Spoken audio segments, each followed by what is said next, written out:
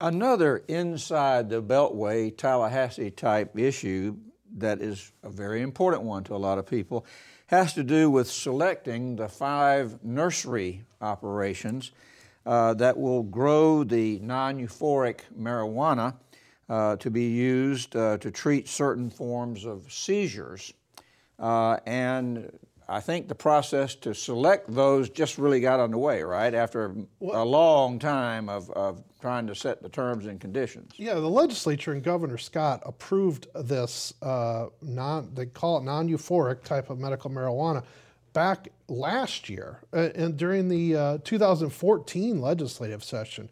All kinds of legal challenges and process had to go into actually getting this stuff going.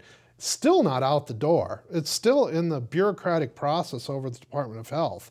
But as of last week, the Department of Health appointed 3 people to actually wade through 28 applications for the nursery operations that want to, basically they're going to pick 5 of them to cultivate it, process it, and sell it across the state in 5 different regions. Now, these are kind of like magic tickets. Everybody wants one of these things, but it's been a very long process to get to this point.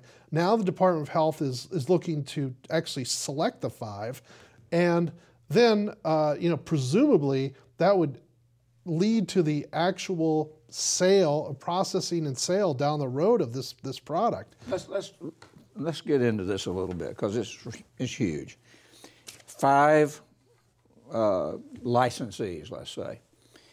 Is this really about non-euphoric marijuana, or are these 5 licensees lining themselves up potentially for a broader medical marijuana license? Is that being speculated about? I think that's the speculation, is that there may not be enough money within this non-euphoric type of marijuana that has a very limited population that would be able to get that type of marijuana, versus, so there's a lot of speculation that these guys, the 5 licensees, are going to be well set to play, if you will, in the market when or if full-blown medical marijuana ever passes in Florida. The Orlando trial lawyer John Morgan is again trying to get an initiative on the 2016 ballot to legalize full-blown medical marijuana. And if you look at that proposal versus what was passed, not only is it the more, again, what you would, euphoric marijuana, I mean the more common marijuana that people know about, but it also would be available to a large, much larger population of patients and for different kinds of ailments. So, there's a huge market there if this thing ever passes. And these guys, trying to get in on the ground floor of it essentially with this sort of starter process. Morgan's got a long ways to go though. This initiative he proposed in 2014 almost passed. It got 58% of the vote, and they need 60% on constitutional amendments. But Morgan's got to, he's got to get 680,000 petition signatures by February to get on the ballot. At this point, as we sit here today, they have not submitted enough petition signatures to get a Supreme Court review of it.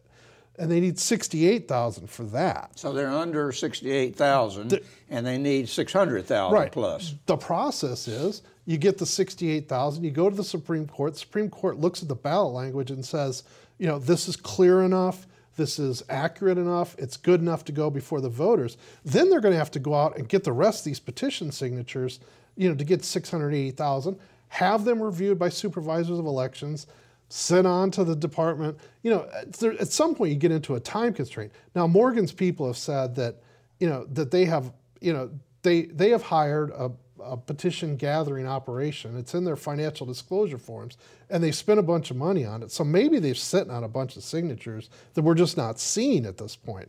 But this is going to be something I think we're going to be sitting here a few months from now wondering whether they're going to get on the ballot. Well, let's go back for a minute to the non-euphoric competition. These licenses that folks are applying for, they're not just little simple sign the bottom line here. these licenses call for serious commitments of funds and other resources, correct? These are very detailed. I mean, thousands of pages of applications have come into the Department of Health before a deadline, which I think was in early July. I mean, there's thousands of pages of applications. They have to put, bonding. They have to talk about what the product would be, how they would, sort of distribution plans, cultivation plans. There's security issues they have to talk about. And so it requires a lot to put this business model in place. They brought in, a lot of them have brought in people from other states who have experience with this. Colorado, I believe Illinois is another one that has experience with this product. And so they've kind of pulled in experts or people who have expertise to help them navigate this process. But it isn't simple and it isn't cheap. So that's why those 5 that come out on the winning end of this, could be well positioned. The other thing to keep in mind, though, is that there may be still more legal challenges to the selection of those 5. So we don't really, know when these patients, and this was billed as something to help kids with epilepsy. That was the pitch. How soon the product could be available to those patients. Thanks, Jim. For more news about Florida politics and government, visit the Advances section of our website.